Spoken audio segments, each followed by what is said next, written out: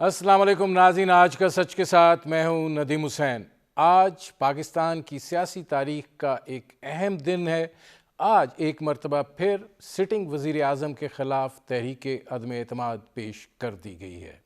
سیاسی منظرنامے پر ایک غلغلہ ہے اور ایک بھونچال آیا ہوا ہے، اور یہ صرف مرکز تک محدود نہیں ہے بلکہ پنجاب بھی اس کی زد کے اندر ہے، اور یہ بات کہی جا رہی ہے کہ مرکز سے پہلے شاید پنجاب میں ہی معاملات جو ہیں وہ پلٹ نہ جائیں۔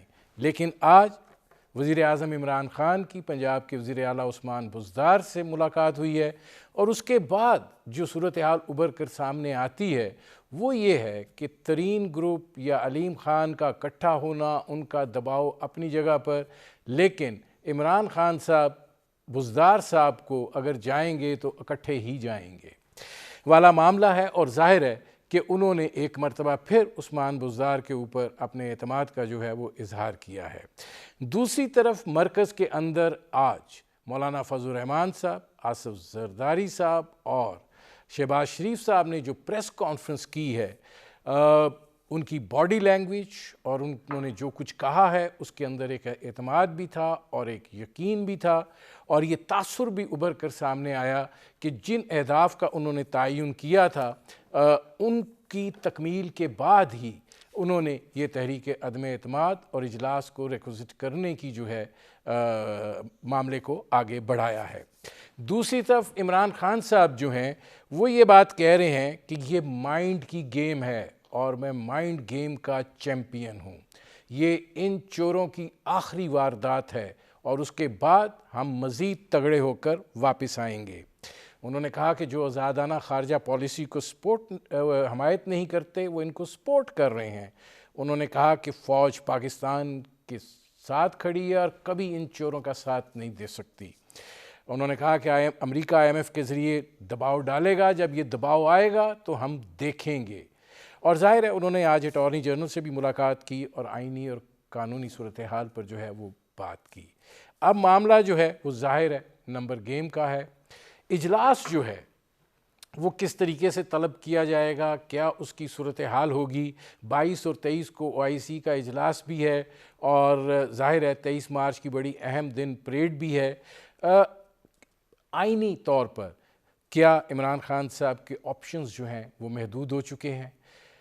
تحریک انصاف کو اپنے اندر سے ایک بغاوت کا بھی سامنا ہے، اور یہ اطلاعات بھی ہیں کہ بہت قریبی اور بہت قابل اعتماد ساتھی جو ہیں وہ بھی دوسری طرف رابطے میں ہیں۔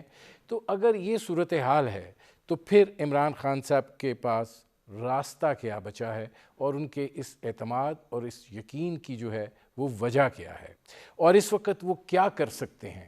ظاہر ہے ان کی آرمی چیف سے ملاقات ہوئی تھی، اور اس ملاقات میں جو یہ دباؤ ہے اور یہ پریشر کوکر کی کیفیت ہے، یقیناً یہ بھی زیر بحث آئی ہوگی۔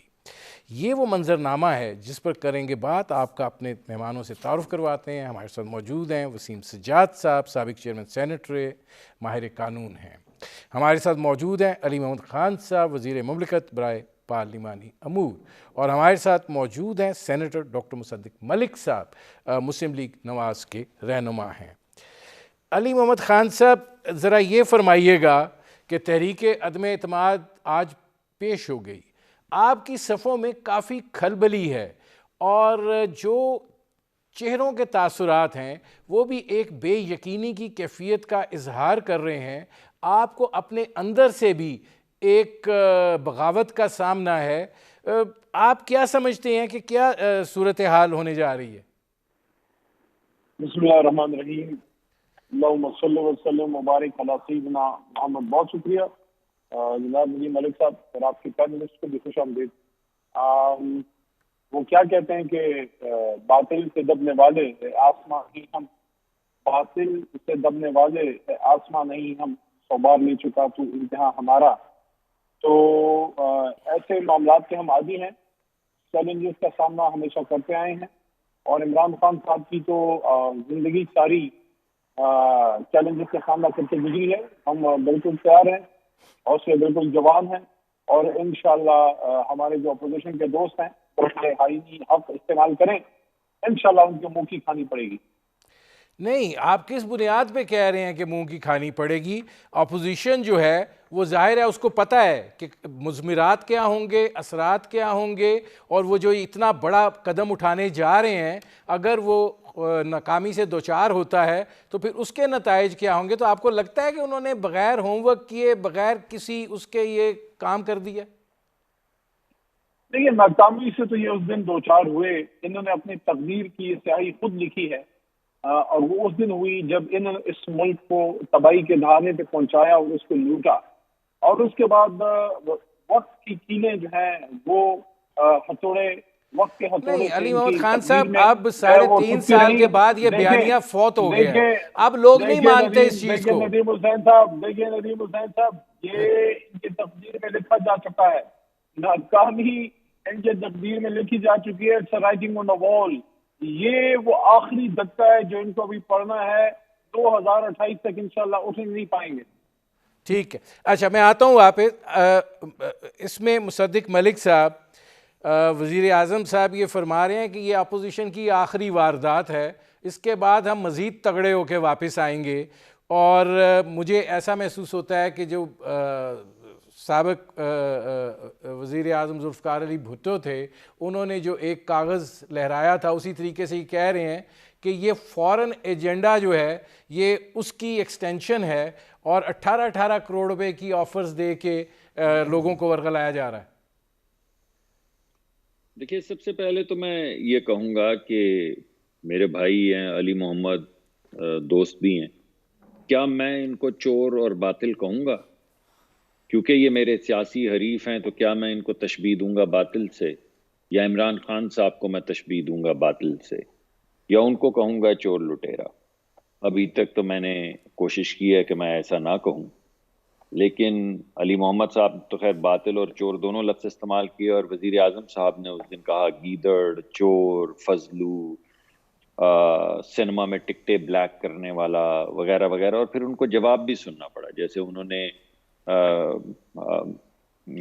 पीपल्स पार्टी में सवालात रेज किए, तो फिर इसी तरह अपने भी ख़ानदान के मुतल्लिक कि कौन किस वक्त कैसे गया, उनको वो जवाबात सुनने पड़े, जो मैं समझता हूँ वो जो बात वज़ीर आज़म ने कही वो भी गैर मुनासिब थी, जो जवाब मिला वो भी गैर मुनासिब था। लेकिन इस तरह की गुफ्तगू, नामुनासिब गुफ्तगू का जवाब और क्या दिया जा सकता है? कौन सी ऐसी पॉलिसी आप पूरी दुनिया के अंदर कोई एक वज़ीर आज़म, कोई स्टेट्समैन बताएं जो खड़े हो के स्टेज के ऊपर ये कहे कि मैं अमेरिका का ये कर दूंगा, यूरोप का ये कर दूंगा, ये फजलू है, ये चोर है, इस तरह नाम लेते हैं एक दूसरे का? क्या उससे आपको कोई, आपके ख्याल में लोगों के दिलों में आपकी जगह बन जाती है जब आप लोगों का नाम बिगाड़ते हैं, या किसी को ब्लैक किया कहते हैं, या चोर कहते हैं? पॉलिसी पे तो बात करते नहीं। तो पहले तो मैं ये कहूँगा कि मेरे ख्याल में हमें गुफ्तगू का मयार वही रखना चाहिए जिसमें हमारे सामने जो बड़ी चीज़ आए वो पॉलिसी आए। दूसरी बात मैं ये कहूँगा कि अगर ये बैनुल अक़वामी साजिश है, जैसा कि आपने अभी अपने इब्तदाइया में कहा, तो किसकी है? सबकी है। अमेरिका हमारा दुश्मन हो चुका है, हमने पहले ही कह दिया। नेटो हमारा दुश्मन है, वज़ीर आज़म ने ऐलान कर दिया। यूरोप से हमारी तकरार है, लड़ाई है, वज़ीर आज़म कह चुके हैं।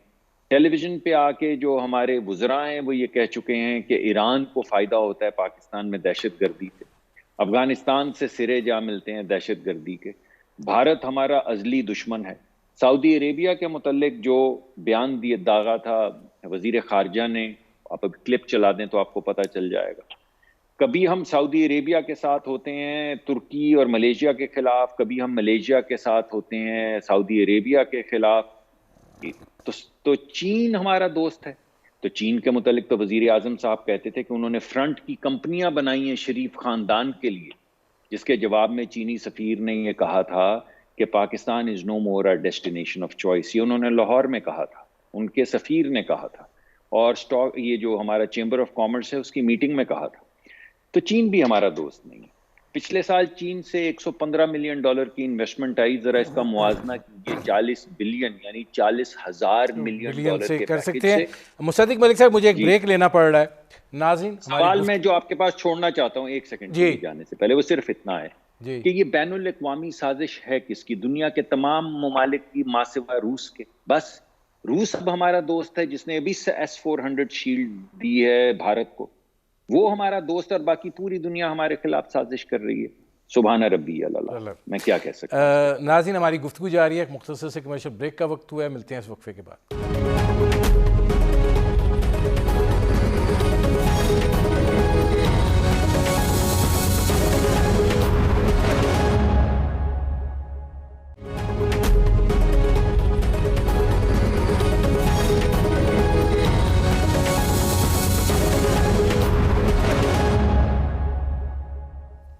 Welcome back. وسیم سجاد صاحب، اب یہ تحریک عدم اعتماد آج پیش ہوگی. آپ سے زیادہ اس صورتحال کو کوئی نہیں سمجھتا، اور ذرا یہ اب اس کا طریقہ کار کیا ہوگا؟ آئین میں جی اس کا طریقہ کار واضح طور پہ لکھا ہوا ہے، آرٹیکل 95 ہے. وہ یہ کہتا ہے جی کہ اگر کوئی وزیر اعظم کے خلاف عدم اعتماد کی تحریک داخل کرنی ہو تو کم از کم 20% ارکان اس پہ دستخط کریں گے. وہ تو ہو گئے، وہ جمع کرائیں گے سیکریٹریٹ میں. اس کے بعد سیشن بلانے کے بارے میں کوئی وہاں پہ یہ نہیں لکھا ہوا کہ ضرور اسپیکر نے بلانا ہے یا کس نے بلانا ہے. تو اس سلسلے میں میرا خیال میں یہ ریکویزیشن دیں گے. وہ دے دی ہے ریکویزیشن کے لیے 1/4 ممبرز دستخط کرتے ہیں، اور پھر اسپیکر کی ذمہ داری ہو جاتی ہے کہ وہ 14 دن کے اندر سیشن بلائیں. 2 دن کے بعد بھی بلا سکتے ہیں، 4 دن کے بعد بھی بلا سکتے ہیں، لیکن 14 دن کے اندر بلانا پڑتا ہے.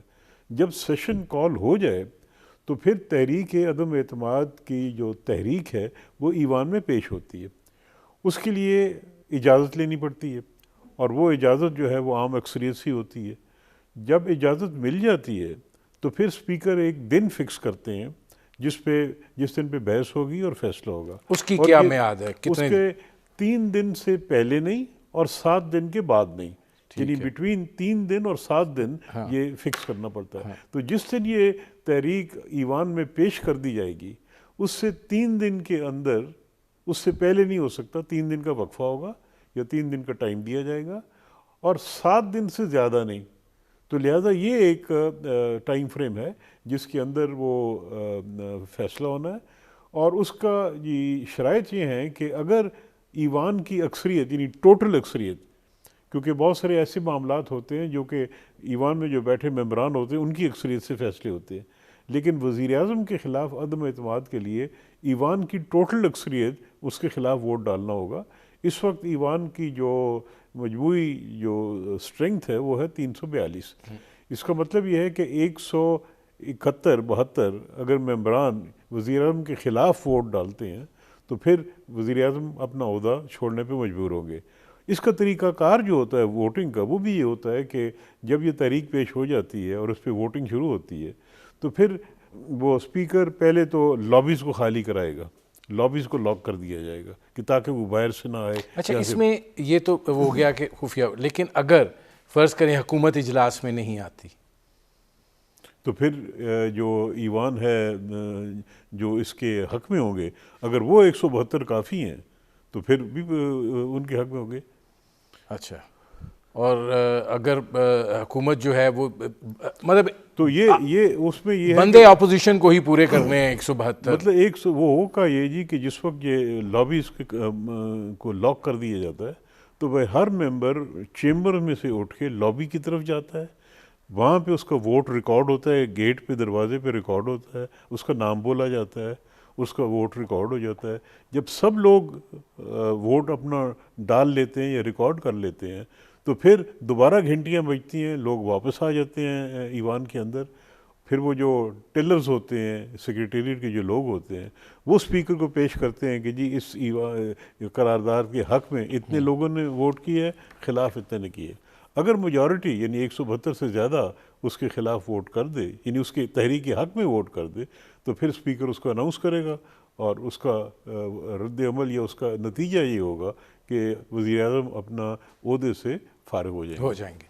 علی محمد خان صاحب، آپ لوگ اب اجلاس بلانے کا کیا آپ لوگوں کا خیال ہے؟ کیونکہ ظاہر ہے اب 14 دن کے اندر آپ کو اجلاس تو بلانا ہے، ٹھیک ہے 22 اور 23 OIC کی کانفرنس ہے، اور اگر 14 دن گن لیے جائیں آج کی تاریخ کو ڈال کے تو یہ 22 مارچ بنتی ہے، تو کیا آپ اس پہ کہیں گے؟ دیکھیں ابھی مشاورت ہوگی، ڈیسیجن لے لی جائے گی. میری اپنی ذاتی رائے تو یہ ہے کہ جتنی جلدی ان کو ہم جو ہے یہ ان کی خواہش پوری کریں تاکہ ان کو اپنا نتیجہ ان کے ہاتھ میں مل جائے، بائیں ہاتھ میں. تو میں تو اس کے حق میں ہوں کیونکہ ہم آج بھی تیار ہیں اور 14 دن بعد بھی تیار ہیں، لیکن بہرحال پارٹی لیڈرشپ اس پہ مشاورت کرے گی اور پھر کی پراپر ڈیٹ جو ہے وہ اناؤنس ہوگی، اور اس میں پھر ہماری پارلیمنٹری افیئرز بھی اپنا جو آئینی رول ہے وہ کریں گے. نہیں، یہ بتائیں کہ جو وسیم سجاد صاحب بتا رہے ہیں کہ آپ کہہ رہے ہیں فوری بلائے 3 دن اور 7 دن، تو 10 دن یہ تقریباً 7 دن بن جاتے ہیں، تو اگر وہ بھی آپ ایڈ کر لیں تو پھر آپ 22 اور 23 مارچ کے قرب و جوار میں چلے جاتے ہیں. تو یہ جو 22 مارچ والا مسئلہ ہے، 14 دن سپیکر کے پاس، تو یہ تو کافی اس میں ابہام ہے. دیکھیے وہ تو اسپیکر کا اختیار ہے کہ وہ کب اس کو بلاتے ہیں. ریکویزیشن اگر انہوں نے جمع کر دی ہے جو آج انہوں نے کی ہے تو اس کے بعد تو اسپیکر صاحب کا اختیار ہے. لیکن بہرحال میں یہ سمجھتا ہوں کہ جتنی جلد ہو جائے بہتر ہے، کیونکہ ان کو خرید و فروخت کا تھوڑا وقت کم مل جائے گا. ویسے بندے ان کے اپنے ہی کم نکلیں گے انشاءاللہ، یہ میری بات یاد رکھیے گا. خرید و فروخت کے پرانے کھلاڑی ہیں. ڈاکٹر صاحب کی میں نہیں بات کر علی رہا، محمد خان صاحب، صفوں آپ کی متاثر ہو رہی ہیں، وہ علیم خان اور جہانگیر ترین والا مسئلہ آپ کو دکھائی نہیں دے رہا ہے.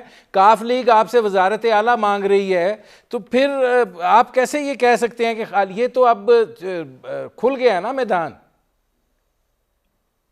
وہ تو ہمارے اپنے گھر کا معاملہ ہے، وہ تو اس کو تو حال ہی سمجھیں، اس میں تو کچھ بھی نہیں ہے. انہوں نے چلانی ہے تحریک اپنے دم پہ، اور دم آپ کہنا یہ چاہ رہے ہیں گھر سے دے دیں جائز ہے، باہر سے لینا جائز ہے؟ دیکھیں وہ ہمارے اپنے لوگ ہیں، ان کو تو اگر کوئی ناراضگی اب راضی کر لیں گے. ان کا میں یہ کہہ رہا ہوں کہ یہ اپنا ذرا اب پیچھے نہیں ہٹنا، اب ذرا ہمت کرنی ہے. اب ذرا آپ مصدق صاحب وہ کہہ رہے ہیں کہ پیچھے نہیں ہٹنا، ہمت کرنی ہے. ظاہر ہے اپوزیشن نے ایک بڑا میجر سٹیپ لیا ہے.